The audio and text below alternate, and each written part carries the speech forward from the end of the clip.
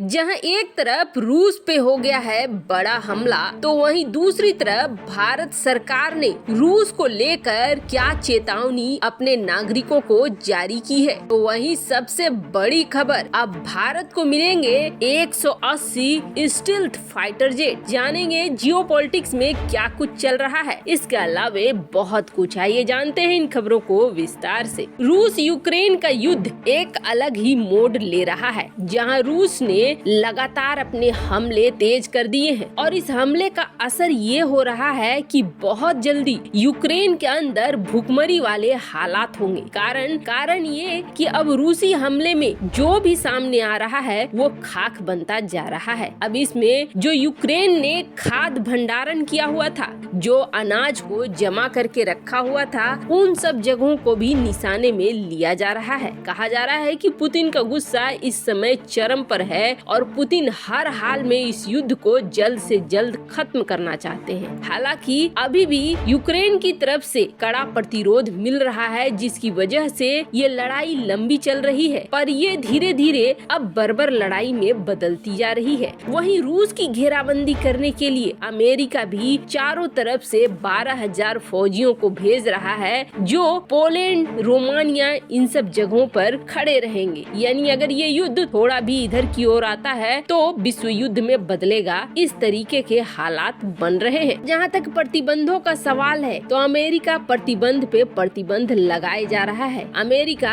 बिल्कुल तबाह करने के लिए तैयार खड़ा है। पर इन सब के बीच एक बड़ी खबर ये आई है कि रूस के ऊपर हमला हो गया है। और ये हमला किसका हुआ है, तो आपको बता दें, ये हमला फिर से एनोनिमस ग्रुप ने ही किया है। वही एनोनिमस ग्रुप जिसके विषय में हम लोगों ने बताया है आपको कि ये हैकर्स का समूह है। वैसे माना ये जाता है कि ये जो नकाबपोश हैकर हैं, अपने आप को ये बतलाते हैं कि हम किसी देश के नहीं बल्कि एक स्वतंत्र संगठन है। ये दरअसल अमेरिका द्वारा पोषित है, यानी अमेरिका ने इन्हें खड़ा किया है और इसके टारगेट पर ज्यादातर अमेरिका के दुश्मन देश होते हैं। और इस एनोनिमस ग्रुप ने अब रूस को निशाने पे लिया है। रूस की महत्वपूर्ण डेटा को ऑनलाइन कर दिया है हैक करने के बाद। यहाँ तक कि कई प्राइवेट क्षेत्र में भी ये घुस चुके हैं। और इसकी सच्चाई देखने को तब मिली जब रूस के टेलीविजन पे दिखने लगे यूक्रेन के युद्धग्रस्त क्षेत्रों का हाल, जिसमें ये दिखाया जाने लगा कि किस तरीके से पुतिन बच्चों को निशाना बना रहे हैं। कहने का अर्थ ये है कि पुतिन की निगेटिव छवि खुद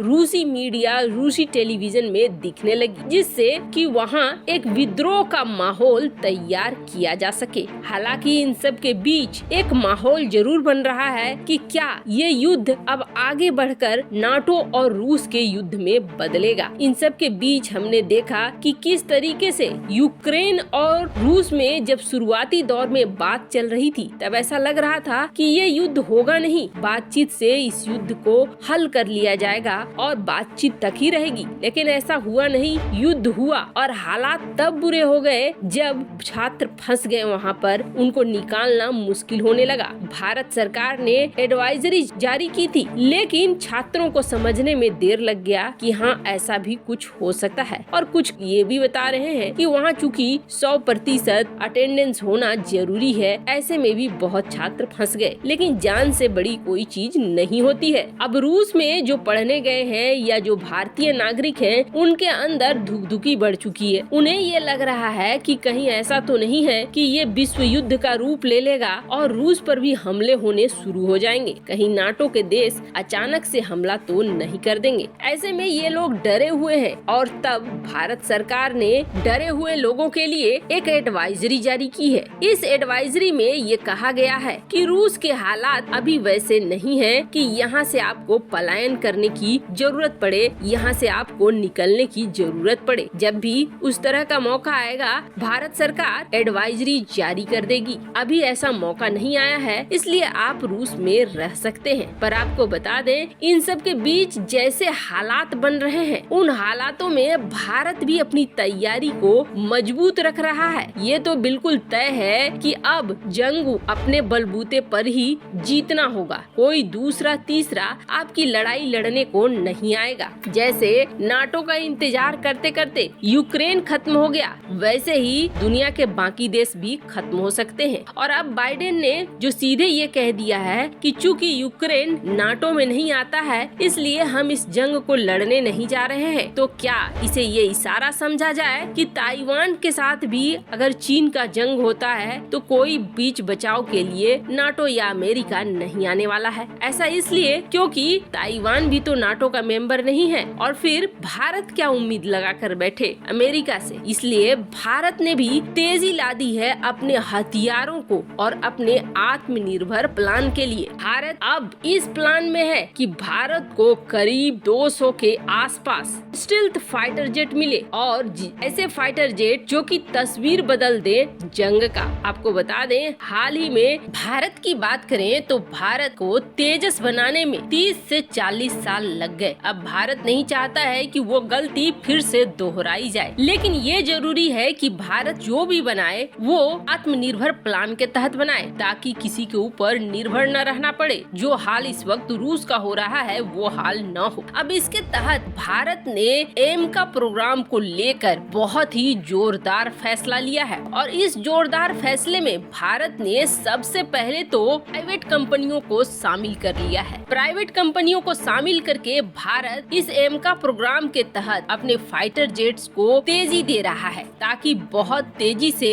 ये फाइटर जेट बने। वहीं दूसरा जो भ्रष्टाचार होता है, चोरी चकारी होती है, ऐसे डील में वो चीजें बंद हो जाएं। अब प्राइवेट सेक्टर को इसमें इन्वॉल्व करने का मतलब हो गया इन्हें एक बड़ा ऑर्डर देना, तभी तो ये प्राइवेट कंपनियां अपने पैसे लगाएंगी इसके पीछे। तो भारत सरकार ने इसके लिए भी पूरी रूपरेखा तैयार करके रखी हुई है। तो भारतीय वायुसेना ने अभी ही इस ऑर्डर को साफ कर दिया है कि एमका के जो 2 अलग अलग वेरिएंट हो रहे हैं, इन दोनों अलग अलग वेरिएंट को मिलाकर भारतीय वायुसेना कुल 200 के करीब स्टील्थ फाइटर जेट को अपने वायुसेना में शामिल करेगी। अब ये जो 2 वेरिएंट बना रहा है भारत, जिसमें मार्क 1 वेरिएंट में अमेरिकी इंजन लगा होगा, लेकिन वहीं दूसरे वेरिएंट मार्क 2 में भारत का स्वदेशी इंजन लगा होगा। ये दोनों ही आत्मनिर्भर प्लान के तहत भारत बना रहा है। अब इस पूरे रणनीति और रूपरेखा के साथ एचएएल ने भी जारी कर दिया है कि हाँ, एमका पर काम शुरू हो चुका है और एमका को लेकर सरकार बहुत ज्यादा सीरियस मोड पे है। यानी भारत सरकार को हर हाल में जल्द से जल्द एमका के ये फाइटर जेट रेडी चाहिए और चूंकि भारत को ये फाइटर जेट जल्द से जल्द चाहिए, चीन से